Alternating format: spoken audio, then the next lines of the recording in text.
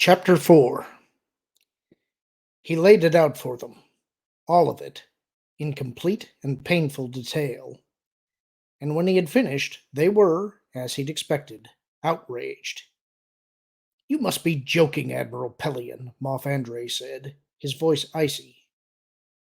"I agree," Moff Bamos said, fingering the massive Kodoran ring on his finger. "We are the Empire, Admiral. The Empire does not surrender." "Then the Empire dies," Pelion said bluntly. "I'm sorry, Your Excellencies, but that is the end line of all this. The Empire is beaten. With a negotiated peace treaty, we can at least—" "I've heard enough," Moff Hort spat, sweeping his data cards off the table into his hand with a grand gesture and pushing back his chair. "I have important business waiting for me back at my sector." "As do I," Moff Quillen joined in, standing up with him. "If you ask me, a man like this has no business leading our military forces." "Sit down," a quiet voice ordered. "Both of you." Pelion focused on the man who'd spoken, seated at the far end of the table from him.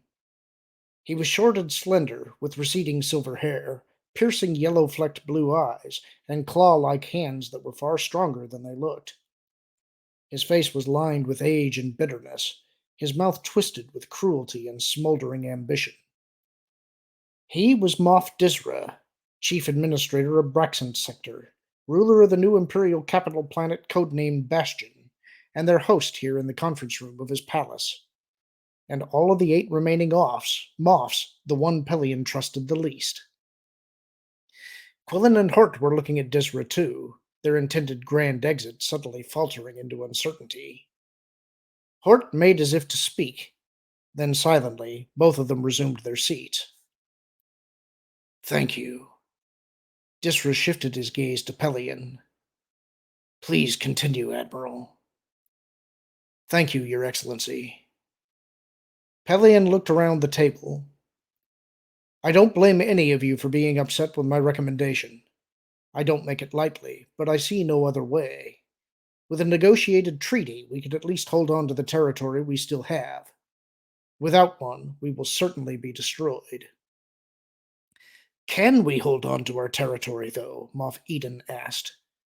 "The New Republic has perpetuated the lie that we rule by terror and force. Won't they insist on our destruction, treaty or not?" "I don't think so," Pelion said. "I believe we can convince even the most rabid of them that the worlds currently under Imperial rule remain with us by their own choice." "Not all of them do," Moff Sander rumbled. "Some in my sector would leave in a moment if offered the choice." "Certainly we'll lose some systems," Pelion said. "But on the opposite side, there are undoubtedly systems currently within New Republic borders whose inhabitants would prefer to live under Imperial law, if given that same choice. As matters stand, there's nothing we can do about such systems. We don't have the ships or manpower necessary to defend them, nor could we maintain supply routes to them. But under a peace treaty, such systems could be invited to rejoin." Quillen snorted under his breath. "Ridiculous. Do you really believe the New Republic would just meekly release their stolen systems back to us?" "On the contrary, Quillen, they'd have no choice in the matter," Moff Virid put in dryly. "Their sole claim to authority is that the systems of the New Republic willingly accept their authority. How could they then turn around and forbid systems to renounce that authority?" "Exactly," Pelion said, nodding. "Especially with all the small conflicts that have flared up recently. Forbidding systems to leave the New Republic would be handing us a major propaganda weapon. The Almania sector incident is certainly still fresh enough in their minds. Still, if things are so unstable there, why do we need to do anything at all?" Bebos suggested. "If we bide our time, there's a fair chance the New Republic will disintegrate on its own." "I'd say the chances are better than just fair," Andre said. "That was the whole philosophic basis for the Emperor's New Order in the first place. Alone of all those in the Imperial Senate, he understood that so many diverse species and cultures could never live together without a strong hand governing them." "I agree," Pelion said, "but at this point the argument is irrelevant.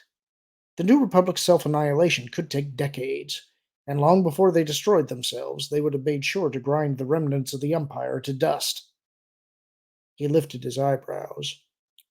All of us, needless to say, would be dead, killed in battle or else executed under their current concept of justice. After being paraded as war prizes before crowds of cheering subhumans, Sander muttered. Probably stripped and staked out. There's no need to be so graphic, Sander, Hort growled, throwing the other Moff a glare. The point needs to be made, Sander countered. The Admiral is right. This is precisely the right time to open negotiations. While they can be persuaded that cessation of hostilities is in their own best interests. The debate ran on for another hour. In the end, showing the same deep reluctance Pelion himself felt, they agreed. The lone guard standing in front of the ornate double doors leading to Moff Disra's private office was tall, young, and strongly built. The very antithesis, Pelion thought irreverently as he approached him, of Disra himself. Admiral Pelion, he identified himself. I wish to see Moff Disra. His Excellency left no word. There are surveillance holocams all along this corridor, Pelion interrupted him brusquely. He knows I'm here. Open the doors. The guard's lip twitched. Yes, Admiral. He took 2 steps to his side, and as he did so, the double doors swung ponderously open. The room was fully as ornate as the doors that sealed it, with the kind of luxury Pelion hadn't seen in a Moff's palace since the height of the Empire's power. Disra was seated at a glassy white desk in the center of the room, a youngish military aide with short-cropped dark hair and wearing a major's insignia standing behind him. The aide had a pack of data cards in his hand. Apparently, he'd either just arrived or had been preparing to leave. Ah, Admiral Pelion, Disra called, beckoning him forward. Do come in. I'd have thought you'd have been busy organizing your peace envoy. We have time, Pelion said, glancing around the room as he walked towards the desk, mentally adding up the values of the various furnishings. According to our intelligence reports, General Bella Bliss won't be arriving at the Morsham Starfighter base for another 2 weeks. Of course, Disra said sarcastically. Surrendering to Bella Bliss is for some reason more palatable than humiliating yourself before anyone else of that rabble. I have a certain respect for General Bella Bliss, yes, Pelion said, stopping a meter away from the desk. It was made of culture-grown ivory coral, he noted, from the color, probably a pre-Clone Wars origin. Expensive. You seem rather bitter at the prospect of peace. I have no aversion to peace, Disra countered. It's the thought of groveling that turns my stomach. The aide cleared his throat. If you'll excuse me, Your Excellency, he murmured, laying his stack of data cards on the desk and turning to go. No, stay, Major, Disra said, holding up a hand to stop him. I'd like you to hear this. You know my aide, Admiral, don't you? Major Groden Tierce. The corner of Tierce's mouth might have twitched. Pelion couldn't tell for sure. I don't believe we've met, he said, nodding politely to the Major. Ah, my mistake, Disra said. Well, we were discussing capitulation, I believe. Pelion glanced back at Tierce, but after that maybe twitch, the Major's face had gone impassive, giving no clue to his thoughts. I'm still open to suggestions, Your Excellency. You already know my suggestions, Admiral, Disra bit out. To send in teams to help foment the rising tide of interplanetary and intersector conflict within the New Republic. To use this cloaking shield of yours to plant forces where they'll be able to take full advantage of such clashes. To expand our military forces wherever and however we can, using whatever means are available. Pelion felt his lip twist. They'd been over this same ground time and again. We're the Imperial Fleet, he told Disra stiffly. We do not hire mercenaries and pirate gangs from the fringe to fight our battles for us. I suggest you reread your history, Admiral, Disra shot back. The Empire has always made use of such scum. Moffs have hired them. So have Grand Moffs. even the Lord Darth Vader himself, when it suited his purposes, and so have the senior officers of your precious and righteously upstanding fleet. Don't come all over sanctimonious with me. He flicked his fingers impatiently. I'm quite busy, Admiral, and you have groveling to prepare for. Was there something else you wanted? One or two things, yes, Pelion said, making a supreme effort to hold on to his temper. I wanted to talk to you about those Sorosub prey birds that you've been supplying to the fleet. Yes, Disra said, leaning back in his chair. Excellent little starfighters, aren't they? Not quite the same psychological presence as TIE fighters, perhaps, but perfectly adequate in their own way. Adequate enough that I wondered why we hadn't seen more of them over the years, Pelion said. So I did some checking. It turns out that Sorosub never really got the Preybird project going, but wound up shutting down the line after only a few production models, which leads to an interesting question. Where are you getting them from? I don't see why the source should matter to anyone, Admiral, Disra said, as long as they show the traditional Sorosub quality. I want to know who the Empire is doing business with, Pelion cut him off.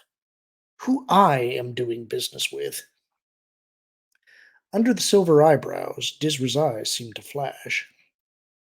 A group of private investors bought up the Preybird production line and restarted it, he growled. I have a business agreement with them.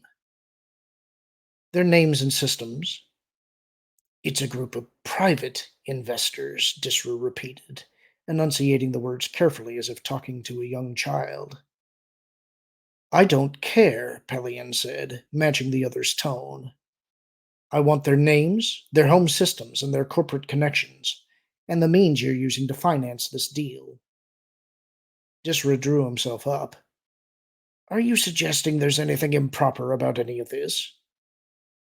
No, of course not. Pointedly, Pelion let his gaze sweep across the room. Certainly a man of your obvious means has access to a great number of financial resources. He looked back at the moth. I merely wish to make sure the entire Empire is benefiting from the deal.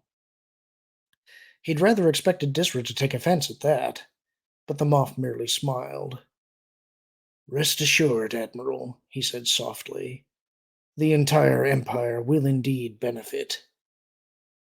Pelion stared at him, feeling a slight frown creasing his forehead. There was something in that expression he didn't care for at all. Something ambitious and vaguely sinister. I want the names of your investment group. I'll have the list transmitted to the Chimera, Disra promised. Now, if you'll excuse me, Major Tierce and I have work to do. Of course, Pelion said, trying to put a touch of condescension into his voice. The Supreme Commander of Imperial forces should not leave the impression that he could be summarily dismissed that way, not even by a moth. Not unless he himself chose to go. Good day, Your Excellency. He turned and headed back towards the double doors. Yes, he would have intelligence look into the names of Disra's private investment group, all right. He'd put Commander Drafe and his team on it immediately. And while he was at it, he'd have them look into the Moff's personal finances as well. There might be some very interesting connections there to be dug up. But in the meantime, he had a diplomatic mission to prepare, and with luck, a war to bring to an end. The double doors closed behind Pelion, and for a moment Disra permitted his face to show a small portion of the contempt he felt for the departing admiral. Contempt for Pelion as a man and an imperial officer. Contempt for his inability to win against this motley collection of alien-loving rebels. Contempt for his faceless attitude of appeasement. The moment passed. There were more pressing matters to deal with right now, matters that required a clear mind. Besides, if things went as planned, Pelion would very soon be reduced to an irrelevancy. Swiveling his chair halfway around, he peered up at Major Tierce. Interesting conversation, wouldn't you say, Major? He inquired mildly. Tell me, what were your impressions? With obvious effort, Tierce dragged his eyes from the doors where Pelion had exited. I'm sorry, Your Excellency, but I really don't know, he said. His shoulders were curled slightly with the humility of a man who knows his limits, his expression earnest but simple. I'm just a fleet adjutant. I don't know much about these political things. It was an extremely competent bit of role acting, Disra had to admit, one which had apparently fooled dozens of civilian and military commanders over the past 15 years, including Disra himself. But he knew better now, and the performance was about to come to an abrupt end. I see, Disra said. Well then, let's leave politics out of it and have the military opinion of a military officer. You heard my suggestions as to how the Empire can avoid this capitulation the Admiral seems to want so badly. Comments?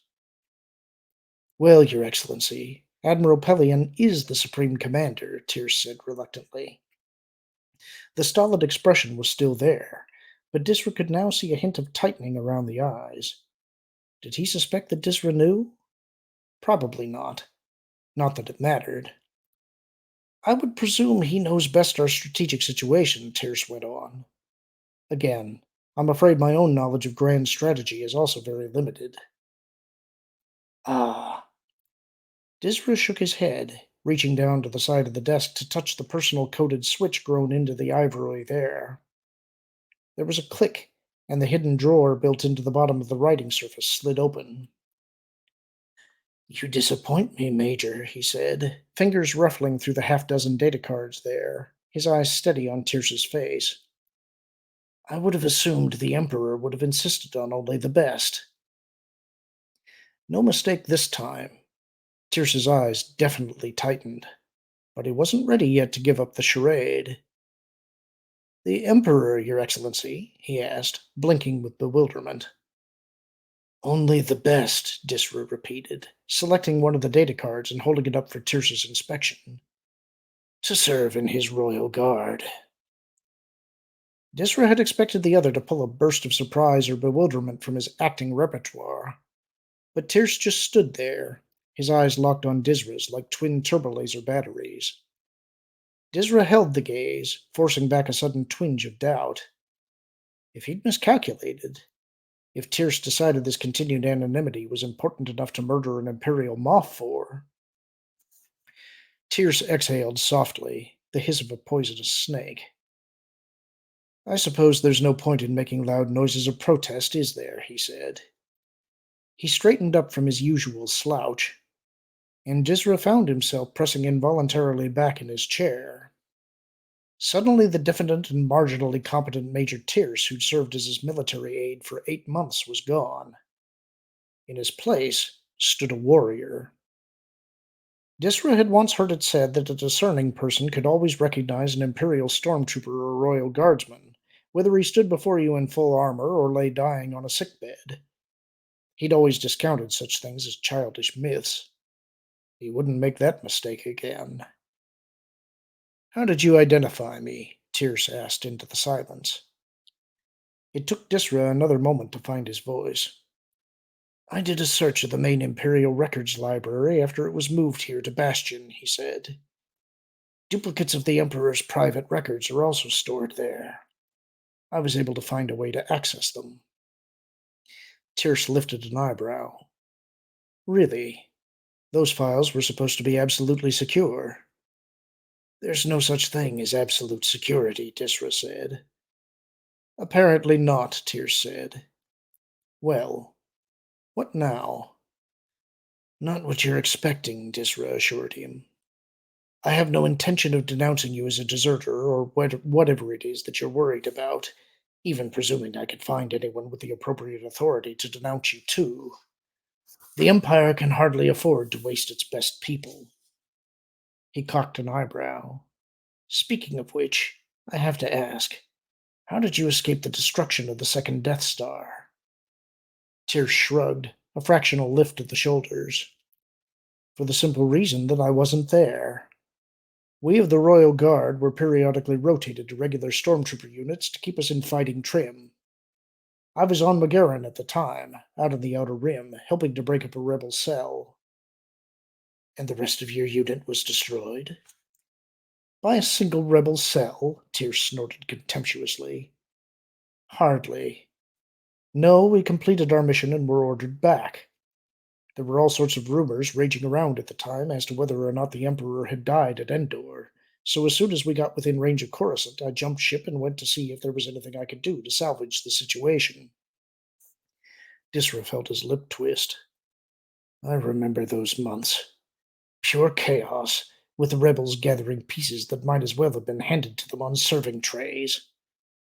Yes, Tyr said, his voice and face bitter. It was as if the whole empire was unraveling from the top down. Perhaps it was, Disra agreed.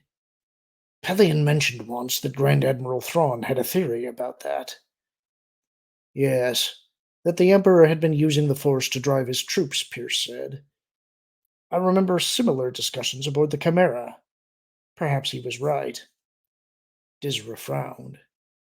You were on the Chimera? Of course, Tyr said. What better place for a royal guardsman than at the side of the Grand Admiral? About a month after he returned from his service in the unknown regions, I was able to arrange a transfer to the Chimera's stormtrooper detachment. But then, Disra floundered. Why did he die? Tyrsa's jaw tightened. Because I guessed wrong. I was expecting an attack on the Grand Admiral when we encountered unexpected numbers at the Bilbringi shipyards, but I was expecting it in the form of a commando team boarding the Chimera in the confusion of battle. Luke Skywalker had penetrated the ship that way once before to rescue the smuggler Talon Card, and I thought they might try it again. So I put my stormtrooper unit on station near the hangar bays. Ah, Disra nodded, a stray bit of history from that battle falling into place. So it was your unit that intercepted and killed the Dogri trader Rook after he murdered the Grand Admiral. Yes, for what cold comfort that was. Hmm. Disra eyed him. Did Thrawn know about you? Tyr shrugged again. Who could ever tell what a Grand Admiral knew or didn't know?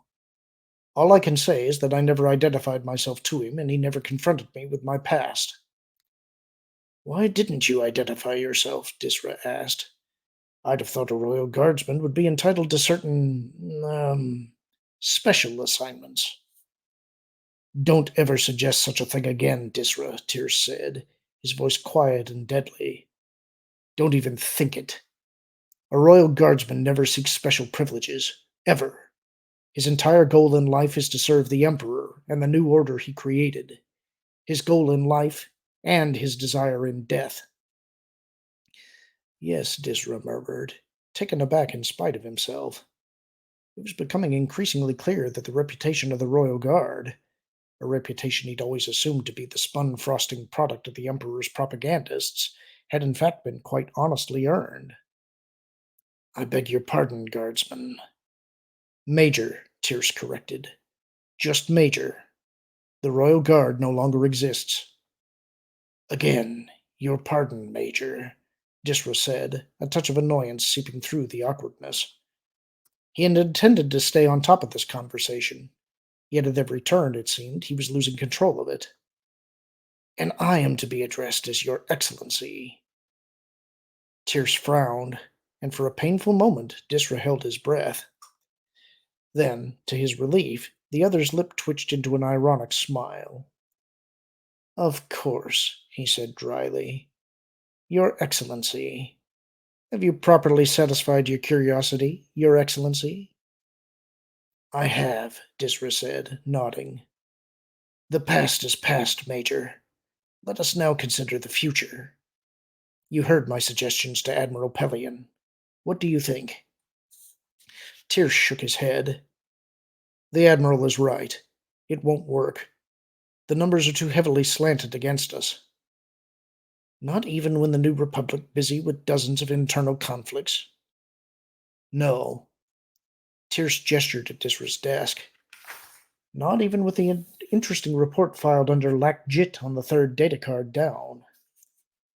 Oh? Disra frowned, pulling out the data card from the stack Tierce had brought in. All these reports were supposed to be private, encrypted with a special Imperial code reserved for top intelligence officers and the Moffs themselves.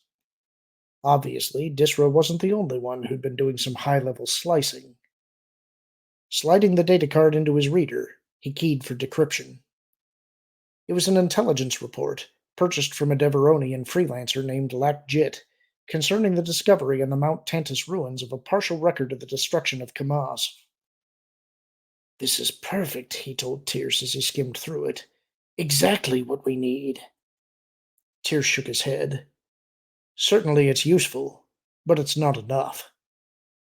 "Ah, but it is," Disra said, feeling a tight smile tugging at his lips as he reread the crucial parts of the report. "I don't think you fully understand the political situation the New Republic finds itself in these days. A flashpoint like Kama's, especially with Bothan involvement, will bring the whole thing to a boil, particularly if we can give it to the proper nudge." "The situation among the rebels is not the issue," Tierce countered coldly. "It's the state of the Empire you don't seem to understand. Simply tearing the rebellion apart is not going to rebuild the Emperor's new order. We need a focal point, a leader around whom the Imperial forces can rally. Admiral Pelion is the closest thing we have to such an authority figure, and he's obviously lost the will to fight." "Forget Pelion," Disra said. "Suppose I could provide such a leader. Would you be willing to join us?" Tierce eyed him. "Who is this us that you refer to?" "If you join, there would be 3 of us," Disra said. 3 who would share the secret. I'm prepared to offer to you a secret that will bring the entire fleet onto our side." Tierce smiled cynically. "You'll forgive me, Your Excellency, if I suggest you couldn't inspire blind loyalty in a drugged bantha." Disra felt a flash of anger. "How dare this common soldier—" "No," he agreed, practically choking out the word from between clenched teeth. Tierce was hardly a common soldier, after all. More importantly, Disra desperately needed the man of his skills and training.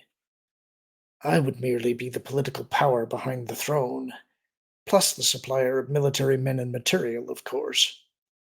From the Braxton Sector Fleet, and other sources," Disra said. "You, should you choose to join us, would serve as the architect of our overall strategy."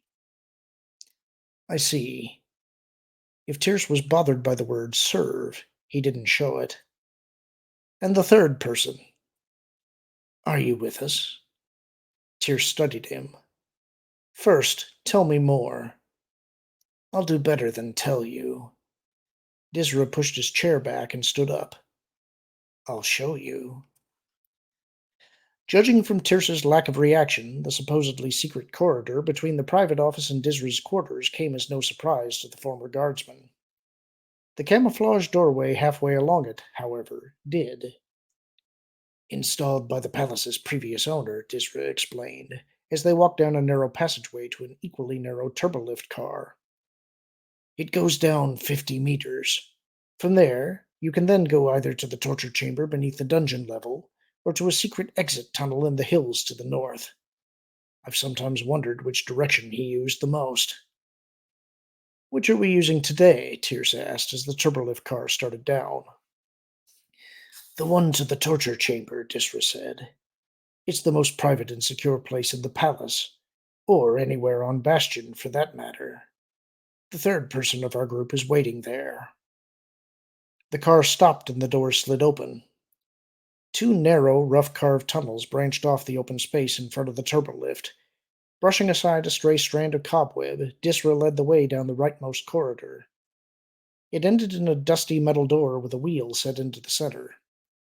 Gripping the edges of the wheel, Disra turned, and with a creak that echoed eerily in the confined space, the door swung open. The previous owner would hardly have recognized his one-time torture chamber. The instruments of pain and terror had been taken out, the walls and floor cleaned and carpet insulated, and the furnishings of a fully functional modern apartment installed. But for the moment, Disra had no interest in the chamber itself. All his attention was on Tierce as the former guardsman stepped into the room. And caught sight of the room's single occupant, seated in the center in a duplicate of a Star Destroyer's captain's chair. Tierce froze, his eyes widening with shock, his entire body stiffening as if a power current had jolted through him. His eyes darted to Disra, back to the captain's chair, flicked around the room as if seeking evidence of a trap or hallucination or perhaps his own insanity, back again to the chair. Disra held his breath, and then abruptly, Tyr's straightened to parade ground attention. "Grand Admiral Thrawn, sir," he said, with laser-sharp military formality. "Stormtrooper TR-889, reporting for duty." Disra shifted his attention to the room's occupant as he rose slowly to his feet. To the blue skin, the blue-black hair, the glowing red eyes, the white Grand Admiral's uniform. The glowing eyes met Disra's. Then he turned back to Tyr's. "Welcome back to duty, Stormtrooper," he said gravely. "However, I'm afraid I must tell you," he glanced back at Disra, "that I'm not who you think I am." The first hint of a frown crept across Tyr's face. "Sir?" "Allow me," Disra said. Stepping across the room, he took hold of the white uniform sleeve and pulled the man a step closer to Tyr's. "Major Tyr's, allow me to present my associate, Flim, a highly talented con artist." For a long minute the room was filled with a brittle silence. Tyr's stared at the white-uniformed impostor, disbelief and disappointment mixing with anger and betrayal in his face. Disra watched the play of emotions, his pulse pounding unpleasantly in his neck. If Tyr's let his pride take charge here, if he chose to take offense at the deception they'd just played on him, then neither Disra nor Flim would be leaving this room alive. Tyr's turned his gaze onto Disra, the emotional turmoil retreating behind a mask of stone. "Explain," he said darkly. "You said yourself the Empire needed a leader," Disra reminded him. "What better leader could we have than Grand Admiral Thrawn?" Slowly, reluctantly, Tyr's looked back at the false Grand Admiral. "Who are you?" he demanded. "As His Excellency told you, my name is Flim," the other said. His voice was subtly changed, his manner no longer the powerful, almost regal air of a Grand Admiral. Precisely the same transformation, Disra suddenly realized, as the one Tyr's himself had gone through a few minutes ago up in the private office, except in reverse. Perhaps Tyr's recognized that too. "Interesting," he said, taking a step forward and peering closely at Flim's face. "It's uncanny. You look exactly like him." "He should," Disra said. "It took me nearly 8 years of searching to find someone who could pull off such a masquerade. I've been planning this a long time." "So I see," Tyr's gestured. "How do you do the eyes?" "Surface inserts," Disra said. "Self-powered to provide the red glow. The rest is just skin and hair coloring, plus a remarkable voice control and natural acting ability." "I've done many such impersonations," Flim said. "This is just one more." He smiled, "though with considerably greater potential for reward." "It's remarkable," Tyr said, looking back at Disra. "There's only one problem. Thrawn is dead, and everyone knows it." Disra lifted his eyebrows. "Ah, but do they? He was reported dead, certainly, but that may or may not mean anything at all. Perhaps he was merely comatose from Rook's knife wound. Perhaps he was taken to some secret place where he has spent the long years in recovery." He nodded towards Flim. "Or perhaps it was actually an impostor like Flim who died on the Chimera's bridge. You said you were expecting an attack on him at Bilbringi. Perhaps Thrawn was too, and made private arrangements of his own." Tyr snorted. "Far-fetched." "Of course," Disra agreed. "But that doesn't matter. All we need to do is present Thrawn, and wishful thinking will do the rest. The entire Empire will rush to believe in him, from Admiral Pelion on down." "Is that your plan, then?" Tyrs asked. "To present the Grand Admiral to Pelion, reinstate him aboard the Chimera, and use him as your rallying point for the Empire?" "Basically," Disra said, frowning. "Why?" For a moment, Tyr's was silent.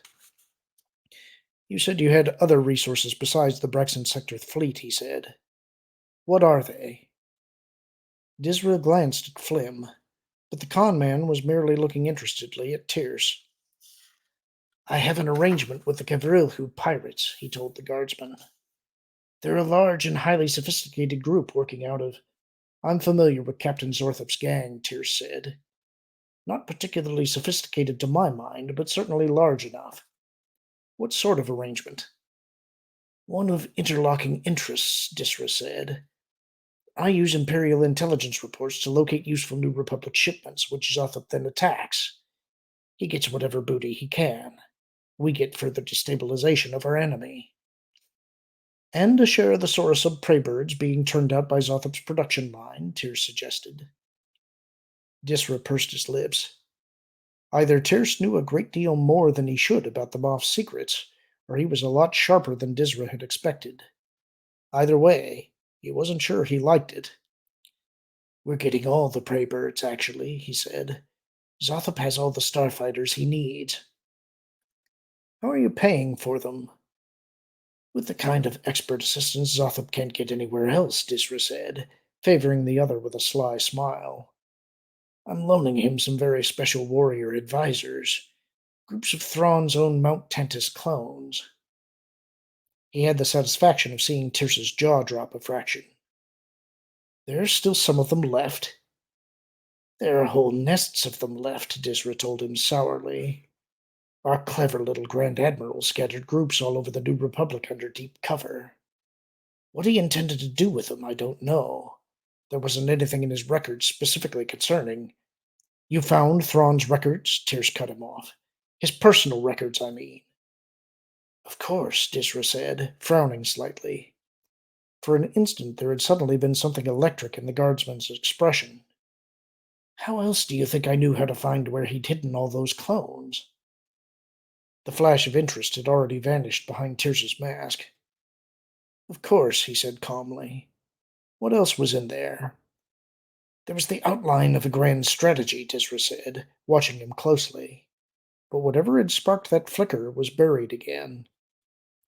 His plans for the next 5 years' worth of campaigns against the New Republic. Incredibly detailed. Unfortunately, at this point, also completely useless. I'd be careful about dismissing anything Thrawn ever did as completely useless, Tierce reproved him mildly. Anything else? Disra shrugged. Personal memoirs and such. Nothing that struck me as militarily interesting. You're welcome to look through them later if you want. Thank you, Tierce said. I believe I will. I take it, Flim put in, that you're considering something more ambitious than simply using my Thrawn as a rallying point? Tierce inclined his head slightly to the con man. Very perceptive, Admiral, he said. Yes, I think we can do better than that. Much better, in fact. Is there a computer terminal down here? Ah, excellent. I'll need the data cards we left on your desk, Your Excellency. Would you mind getting them? Not at all, Disra murmured. I'll be right back. Already busy at the computer terminal, Tierce didn't bother to answer. For a moment, Disra gazed at the back of his head, wondering if he might possibly have miscalculated. Major Tierce, former Royal Guardsman, would be a useful servant. He would not be an appreciated master. But for right now, they all needed each other. Swallowing his words and his pride, Disra stepped out into the tunnel and headed back towards the turbolift. And that's the end of the chapter. Hope you enjoyed it.